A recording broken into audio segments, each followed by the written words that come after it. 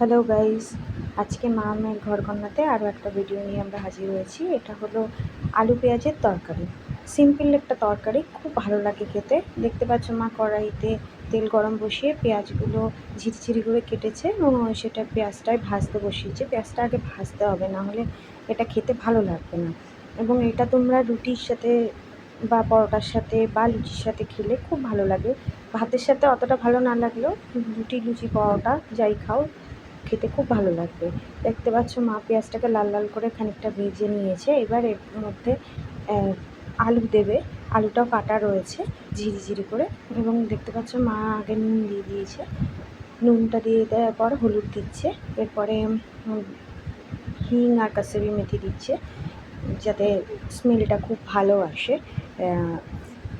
এই তরকারিটা খেতে খুব ভালো লাগে। এটা যদি তোমরা করে খাও দেখবে খুব ভালো লাগবে খেতে। তো কার কার এরকম তরকারি খেতে ভালো লাগে খুব সিম্পলের ওপর দেখো, এর মধ্যে কোনো মশলা কিছু দেওয়ার দরকার পড়ে না, এতটাই টেস্টি হয়। কেউ যদি শুকনো লঙ্কা দিতে চাও ফোড়ন দিতেই পারো, কোনো প্রবলেম নেই।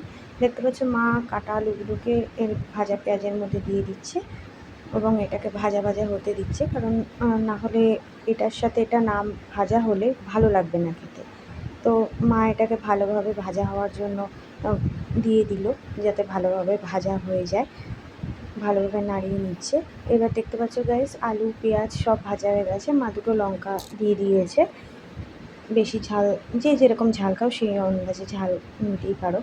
এরপর মা এর মধ্যে জল দিয়ে দিল। আলু পেঁয়াজটা ভালোভাবে সিদ্ধ হয়ে ফুটে যাতে শুকনো শুকনো হয়, গায়ে গায়ে ঝোল ঝোল হয়, সেরকম করার জন্যই মা করেছে এটা। তো গাইস দেখতে পাচ্ছ যে এটা অলরেডি ভালোভাবে জলটা শুকিয়ে এসছে এবং আলু পেঁয়াজ একসাথে মিশে গেছে। এই তরকারিটা তোমরা করে খেতে পারো, খুব ভালো লাগে।